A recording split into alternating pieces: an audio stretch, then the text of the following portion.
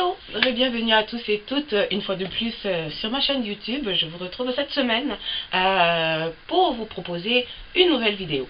Comme vous avez pu le voir au titre, aujourd'hui on va se focaliser sur les femmes, mais les femmes étudiantes étrangères qui viennent ou qui veulent venir au Canada pour poursuivre leurs études et qui se rendent compte avant d'entrer au Canada qu'elles sont enceintes. Donc avant de recevoir le précieux permis d'études, qu'elles sont enceintes et veulent savoir qu'est-ce qui va advenir. Est-ce qu'on peut me refuser mon permis d'études parce qu'on va se rendre compte que je suis enceinte?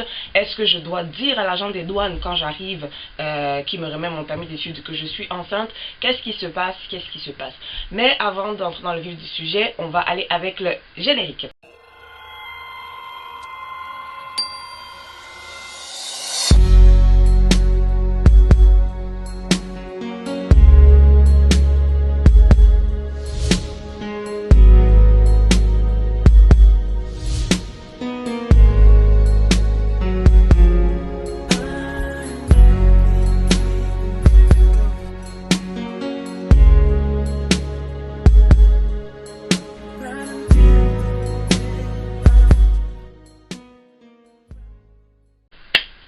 Donc, si tu es venu là, je suppose que ça t'intéresse parce que peut-être tu te retrouves dans la situation, peut-être que tu connais quelqu'un qui connaît quelqu'un qui connaît quelqu'un qui est dans cette situation. Donc aujourd'hui, on va casser les papeaux, on va dire les vraies choses. Donc, déjà ce qu'il faut savoir, c'est que j'ai fait beaucoup de recherches sur la question parce qu'il y a quelques semaines, 2 ou 3 semaines déjà, une jeune étudiante étrangère qui doit venir au Canada justement, qui a déjà eu son CAQ et qui est en attente donc de son permis d'études, se rend compte qu'elle est enceinte et elle m'a contacté pour savoir qu'est-ce qui va se passer. Est-ce que sa situation peut faire que finalement elle n'ait pas le permis? Je lui avais répondu cette fois-là en me basant sur ce que moi je savais plus ou moins de comment ça se passe ici. Mais j'ai eu le temps de faire des recherches, d'aller sur le site de l'immigration, de regarder les conditions de refus d'un permis d'études, de relire et relire plusieurs choses. Et donc ceci m'amène donc à pouvoir vous proposer ce contenu.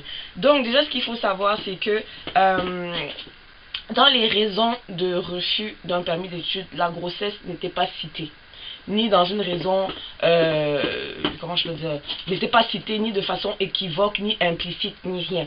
Et ils disaient que ils ne veulent pas faire de discrimination en se basant sur le fait que, ok, telle est enceinte et c'est pour ça qu'on lui refuse le permis d'études.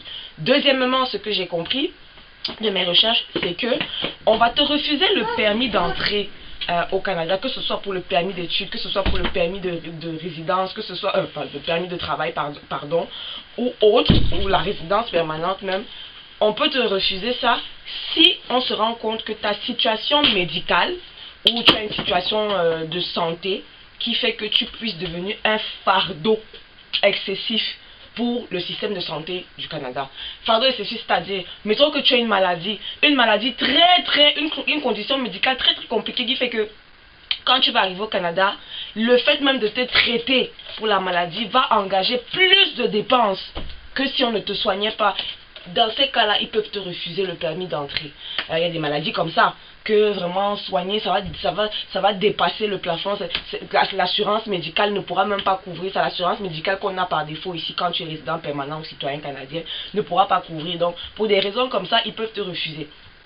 Bon, je sais que la grossesse, c'est pas un état médical qui fait que ça va devenir un fardeau. Mais par contre, ce qu'il faut savoir dans ta situation, c'est que il ne faut pas te retrouver coupable de fausses déclarations. Parce que si tu fais les fausses déclarations aussi, c'est des raisons qui peuvent faire que l'agent de douane peut décider de te refuser le permis.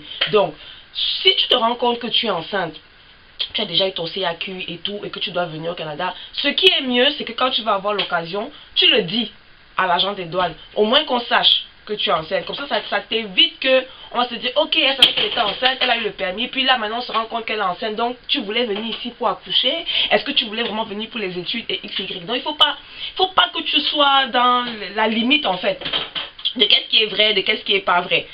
Deuxième chose, il faut savoir que quand tu tombes enceinte, quand tu vas venir, c'est ton enfant que quand il va naître, qui lui sera citoyen canadien et qui aura tous les avantages. Ce qui veut dire que en attendant pour ta grossesse, tu ne sauras même pas, surtout si tu es étudiante, tu n'auras pas la RAMQ qui est le régime d'assurance maladie du Québec si tu es au Québec. Donc, c'est-à-dire l'assurance qui couvre tout. Moi, par exemple, quand j'étais enceinte, j'ai rien payé.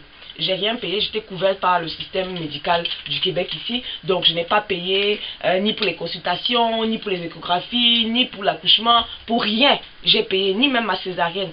Or, si tu es étudiante étrangère, il va falloir que tu prennes en charge tes échographies, que tu prennes en charge tes visites médicales, que tu prennes en charge... Et mettons que tu as un accouchement compliqué qui nécessite qu'on te fasse une césarienne, ça prend plus de jours que tu restes à l'hôpital, et tout, et tout. Donc, tout ce qui vient avec la grossesse et le suivi de ta maternité, tu n'es pas couverte parce que tu es étudiante étrangère, à moins que...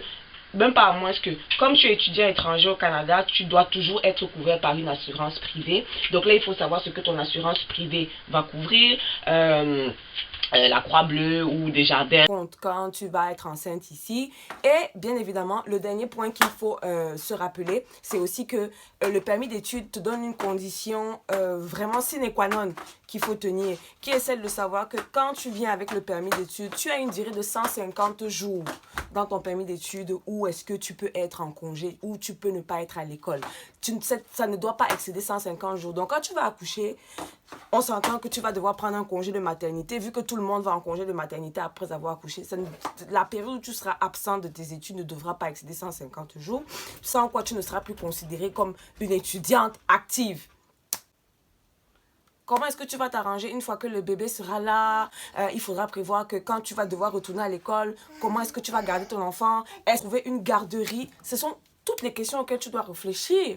Il faudra trouver une garderie et Dieu seul sait comment trouver une garderie dans le pays ici. Pour nous-mêmes qui travaillons, qui sont citoyennes, qui sommes résidents ici, c'est compliqué. Donc, une étudiante, c'est pas parce que tu vas être étudiante que tu dois retourner à l'école que la garderie va te tomber tout cuit comme ça. Et puis, il faudra voir au niveau de ton école, parce qu'il y a des écoles. Est-ce que ta faculté, comment elle gère les femmes qui sont enceintes et tout, et X, et etc. Donc, le fait d'être enceinte n'entraîne pas forcément un refus de permis. Il ne faut juste pas faire de fausses déclarations.